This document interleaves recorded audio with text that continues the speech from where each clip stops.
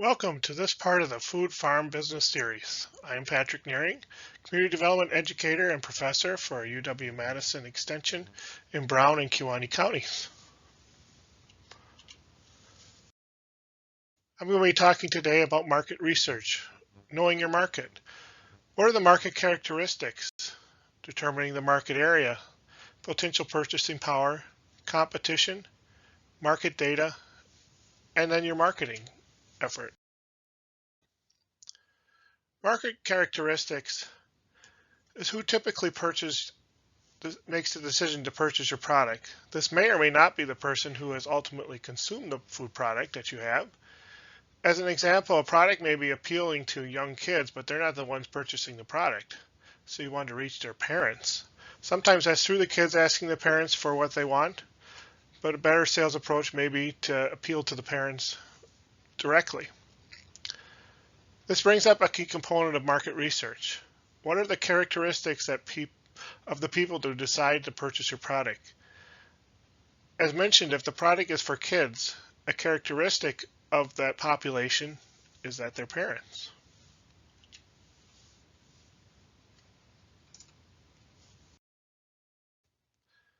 An example of this is the origin story for McDonald's Filet-O-Fish. Originally, McDonald's was a burger establishment only, but Lou Groen understood that the market that he was in, his restaurant was located in a neighborhood of Cincinnati. He understood that neighborhood better than the company's founder, Ray Kroc, and he found that he didn't have the same profitability on Fridays because of the predominantly Catholic neighborhood wouldn't eat meat on Fridays. So his sales slumped and he had to find a new way of building up his business. So he invented the Filet-O-Fish as a way to reach those customers. Similarly, if you're in Wisconsin, you learn pretty quickly that you don't schedule a major promotional event on a day that the Packers playing, unless you incorporate the football game into your event. So knowing the characteristics of your customers is an important part of market research.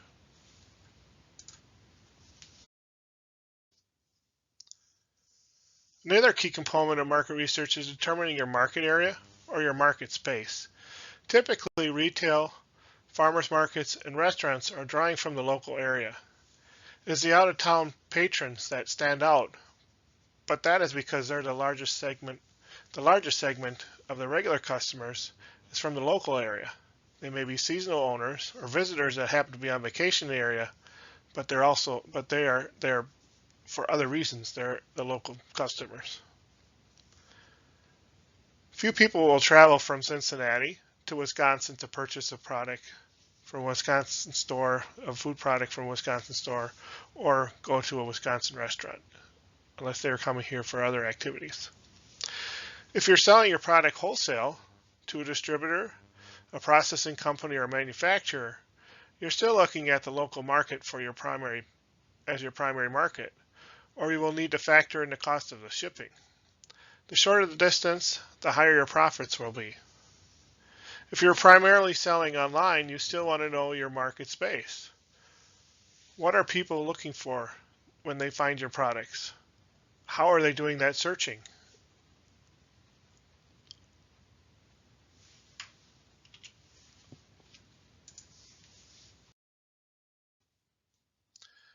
A way of finding out your market area is looking at Riley's law of retail gravitation. It is based on the theory that people will travel greater distances to larger retail centers than smaller retail locations.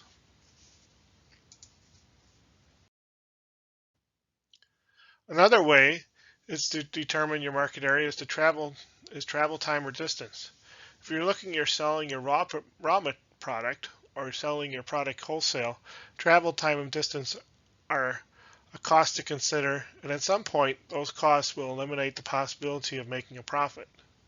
So this way of determining your market area is an important factor for both retail and for wholesale.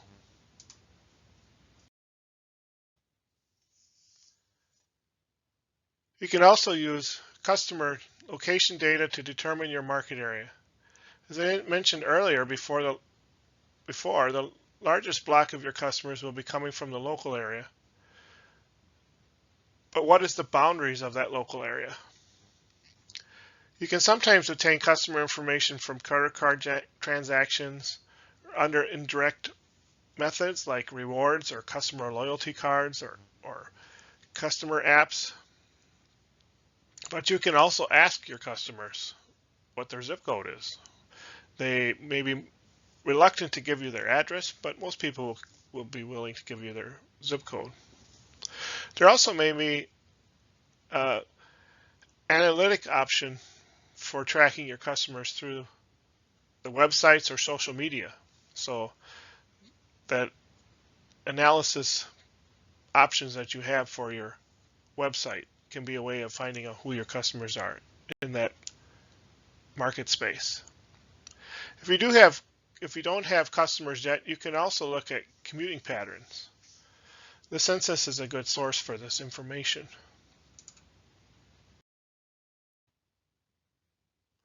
The census is one example of a data source. You may determine your market area by looking at the data boundaries around your business. What fits what you know about your potential customers? In the example here, this business used the towns that surround the small village of Briggsville.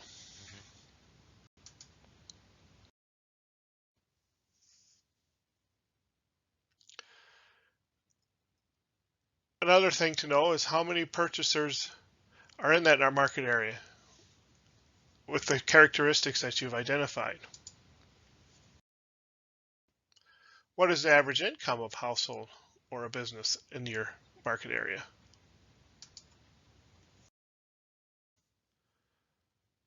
How much of their income do they usually spend on your product?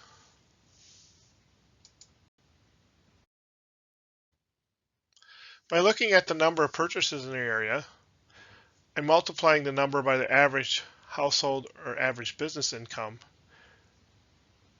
and determining the percentage of that income is used for purchase products like yours, you can have an understanding of the potential purchase power in your market area or in your market space.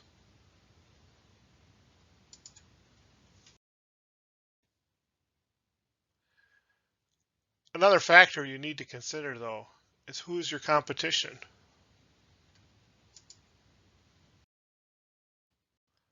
How many of them are in your market area or your market space?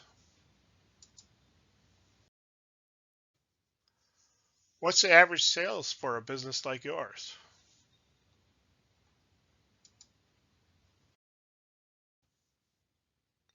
Knowing the number of competitors you have and the average income of a business like yours, you can estimate the market potential that you can fill or how difficult it will be to obtain customers from your competitors.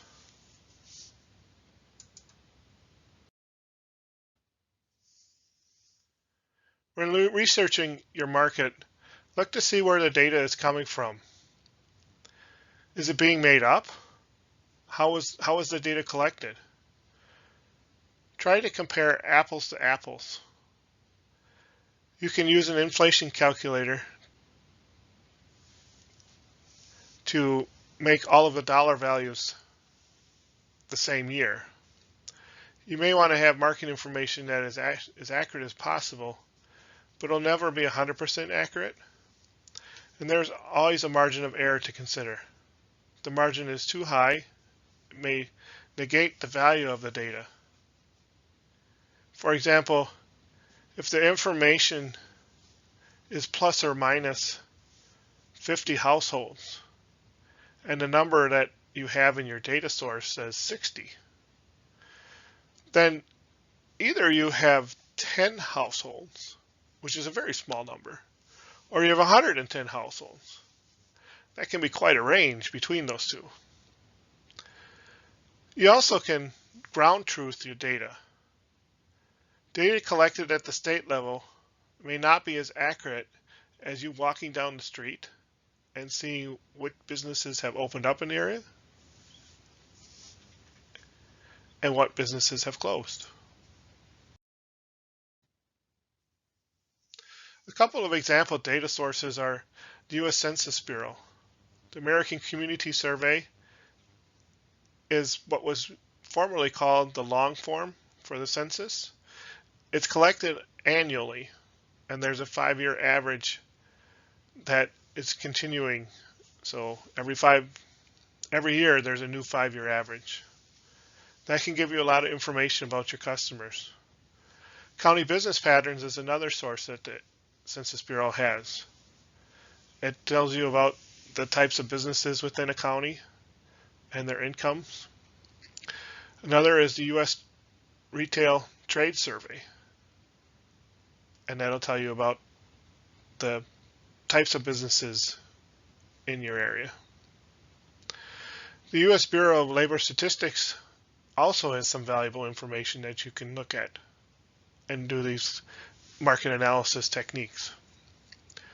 The Consumer Expenditure Survey is a survey that identifies how much people are willing to pay for various products as a percentage of their income. And the Consumer Price Index is a way for you to factor in inflation. The Wisconsin Economic Development Corporation has recently worked with the company to set up a new data source for you, and that's Size Up Wisconsin.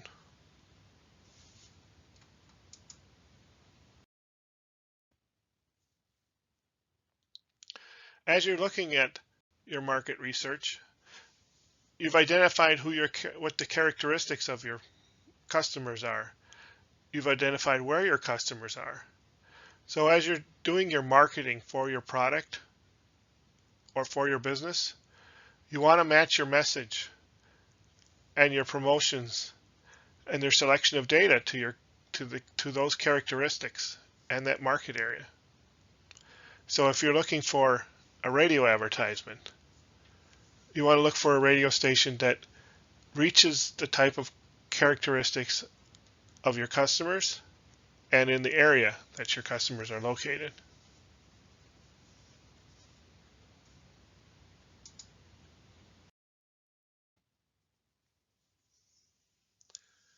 So this is an overview of market research, a way of knowing your market, the market characteristics, determining your market area, potential purchasing power in that market area, your competition, how your competition can impact that purchasing power, things to consider when looking at market data, and a marketing strategy.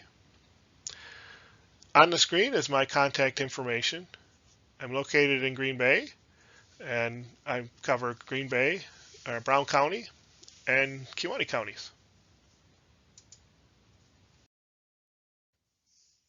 Additional resources that you should look into are the local and regional economic development corporations or the municipalities in which you're located. They often have resources put together to understand the market of their community. Another source is the Wisconsin Economic Development Corporation. And as I mentioned before, they have Size Up Wisconsin as one of the resources on their website. And a good source for counseling on market research is the Wisconsin Business Development Centers. I have their website there, and they're located across the state of Wisconsin.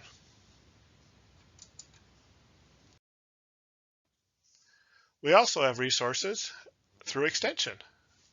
And these are a couple of different websites that you can take a look at on farming and farm management, as well as on community development and business development. We also have a Center for Cooperatives if you're interested in your cooperative business. And we have a part of our community development program is focused on the community food systems.